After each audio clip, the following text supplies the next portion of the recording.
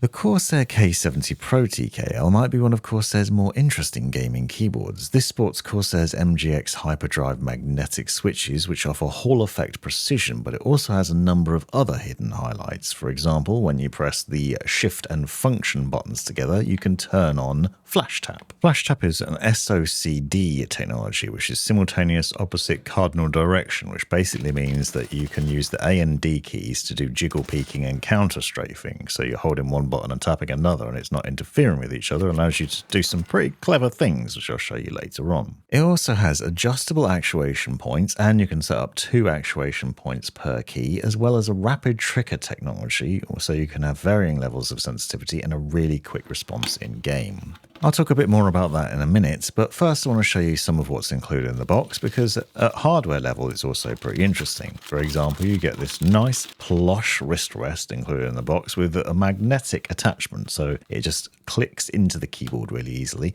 and it has some plush cushioning.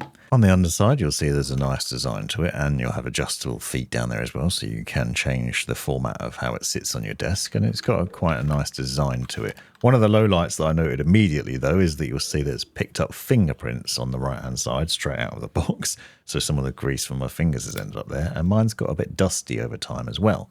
Another low light is it only has this cheap looking rubber USB-C cable as standard, so you might want to upgrade that to a fancier one. One of the nice things about it is definitely the RGB lighting and the hardware controls. I've shown you some of IQ, but you do get a lot of hardware buttons that you can just press, like this game mode button, which turns the whole keyboard red and puts it into a higher polling rate at 8000 Hz polling and disables the Windows key, so it's ready for gaming. If you press the Function and Shift key, as I've shown, you can turn on that SOCD technology, and A and D will light up to let you know that it's on.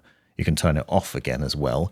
And I should warn you that some games will actually get you kicked out of the game for this. Counter-Strike 2, for example, doesn't like this technology, so I wouldn't recommend using it there. And you might want to look into that, because some games are really iffy on this subject. But you'll see what it does is it allows you to hold A, for example, and then tap D, sort of peek your way out of a corner there. Other hardware controls include the ability to adjust the actuation point on the fly. So with the Hall Effect switches, you can adjust your actuation between 0.1mm and 4mm. If you press Function and the menu button, you can see it goes into this special mode. Then the escape key gives you 0.8mm actuation, F1 1mm, F2 1.2, F3 1.4, F4 1.6, onwards and onwards and onwards up to F12, which is 3.2. Once you've chosen your actuation that you're happy with, you can just press Function and the menu key again, and that just sets that up. Now, this is handy because it means you don't need IQ for changing the actuation point. Similarly, you can press the Function and menu buttons together, put it into this same mode, and then you can use the number buttons to adjust the rapid trigger sensitivity. So between 2 and 0, for example, adjust the sensitivity level of the rapid trigger. Now, rapid trigger basically allows you to press a key, lift your finger ever so slightly, and press again, so you don't actually have to lift your finger all the way off the keys on the keyboard. So this allows you to send your activation of the key through to the keyboard a lot quicker, and then get some much faster response in game. So if you combine those two settings, the rapid trigger and the sensitivity settings, you can really make for a fast response. You also have the ability to press the Function button and then the number buttons and change the various RGB effects, as you can see. So what I'm saying here is there's a lot of hardware level controls for this keyboard, which means essentially, if you don't want to, you don't need to run IQ. I know a lot of people hate IQ, so this is a boon for this keyboard and one of the good selling points for it. Naturally, you also have onboard profiles, as you can see, with the F2 button at the top there. Pop the keycaps off and you'll see the MGX hyperdrive magnetic switches underneath. Notice the middle row is a different color because those are the ones that you can adjust in IQ. I'll show you what I mean later on there. These are pre-lubed at the factory, and the keyboard is designed with sound dampening foam to make it satisfying to type on. I have found it a little bit loud, and I'll do a sound test at the end, but it is quite comfortable and it is fun to game with, that's for sure. If you pull off the space bar, you'll see we've got some stabilization there. That's pretty solid. I haven't seen loads of horrible wiggling it, for example. And underneath there, you'll see there's also some foam there to reduce some of the sound that you'd get from it. Again, it's not amazing, and you'll hear what I mean in a second, but it's nice to have these additions in it, so it's well thought out in a number of ways, some of which aren't obvious. So just listen to how the spacebar sounds now.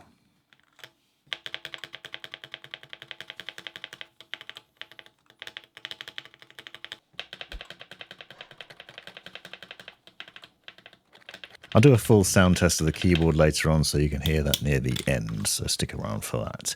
But obviously other keys are also stabilized. If you're wondering about the large enter key, then just research ISO versus ANSI layout, because I know the small shift and large enter makes people a bit confused. Now you can see we've got stabilization here as well, and again, pretty comfortable. It's not the best keyboard I've used, but it's not the worst. There's a good comfort to it. It is a little bit loud, but it's certainly quieter than some of Corsair's previous keyboards. Now, obviously, I've shown you a lot of the hardware level controls. There is a bunch in the software as well. You'll notice that we have a control dial on the right-hand side, and that can be used for various different things. For example, you can use it to adjust the RGB lighting of the keyboard on the fly, change the volume, vertical scroll, and more. You can also obviously program the actuation. You can see you can do this on a key basis, so per key, or you can do the entire keyboard in the middle. So all the keys that are highlighted there, you can adjust the actuation point of those. For gamers, you can set a really shallow actuation point, like 0.1 millimeter, and that will mean that the key presses respond almost instantly with a light touch. And for a typist, you can go deeper. You can also turn on rapid trigger. How this works is essentially when you press the button in, as soon as you lift it, it resets. Then when you push it back down again, it's activating. And you can adjust the sensitivity of that as well. This means that it's really responsive when you get into games. It allows you to move around faster and carry out actions with ease. Combine these things with 8000 Hz hyperpolling and you've got a serious gaming keyboard. However, it's not without its downsides, so I want to cover what I don't like about it as well. So I do have some frustrations with the layout of the keyboard that's worth mentioning. I'm going to show them in IQ just so it's easy to see. One is the position of the delete key, which is frustratingly here, which I'm not used to on TKL. I usually prefer it somewhere on the right hand side on the top right. That's personal preference, but it's not as easy to access there.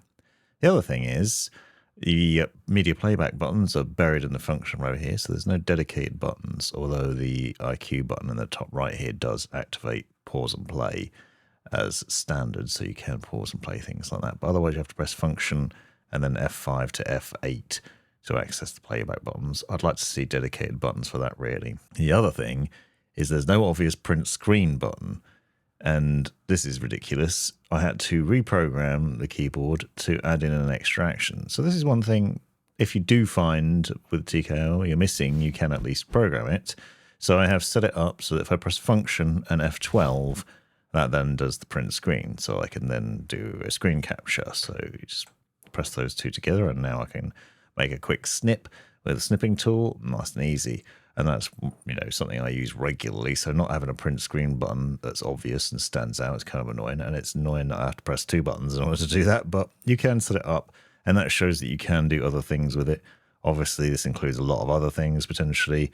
You can set macros, for example. As you can see, you can record a macro. I have a macro assigned to function and page down, for example, which is just for harvesting in a survival game.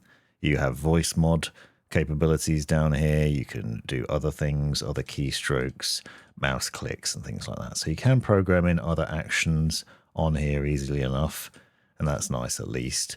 But it is frustrating, this layout of some of the buttons, in my opinion. The gaming experience with the keyboard, though, has been a good one. I'm far from a pro gamer, but I have enjoyed playing with it, and it is definitely responsive. And as you can see, programmable with macros and other controls pretty easily as well, which is obviously nice. You can use the SOCD technology to easily peek in and out of corners, but I would warn about using this with care. Obviously, you can turn it on and off easily enough with the hardware controls, so you can easily do that. And game mode is obviously a nice feature as well, because it stops you doing stupid things like pressing the Windows key when you're in the middle of a fight, or chroma keying your keyboard and accidentally making the keys go invisible, as I just did there. If you're paying attention, what you'll see is a responsive keyboard with loads of highlights to it. Obviously, having rapid trigger is pretty important nowadays. Everyone loves Hall Effect switches. You've got pre-lubed switches, which are pretty comfortable, not terrible to type on and to game with. It does a lot of things right. which is certainly nice. I just had a number of small complaints about it, basically. And the white version definitely looks better. I wish Corsair had sent that to me. Now, it's not going to make you a pro necessarily, unless you're playing PvE Tarkov like me. One other thing worth noting is that FlashTap only works with A and D currently. Corsair has said that in future they're going to update IQ so that maybe you can use it with other keys. But that was meant to come in November, and it's December now and it hasn't arrived, so it may well be next year now. Who can say at any point, so I can't obviously review that or talk about it, but it's something to bear in mind if you're curious. Now stick around for a sound test so you can hear what the keyboard sounds like without me waffling, and let me know what you think in the comments, and check the links in the description for more related content.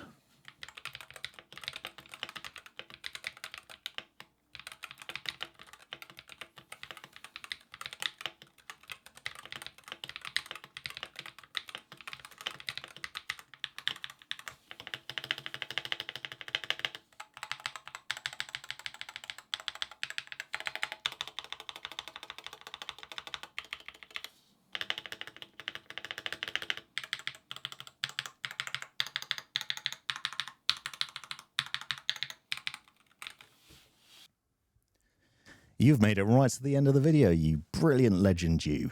If you've enjoyed it, click that subscribe button, give me a thumbs up, and drop me a comment down below if you've got any questions. If you really enjoyed it, consider joining the channel and see the benefits of doing so. Check out these other videos, you might well find them interesting or useful, and most importantly, have a great life.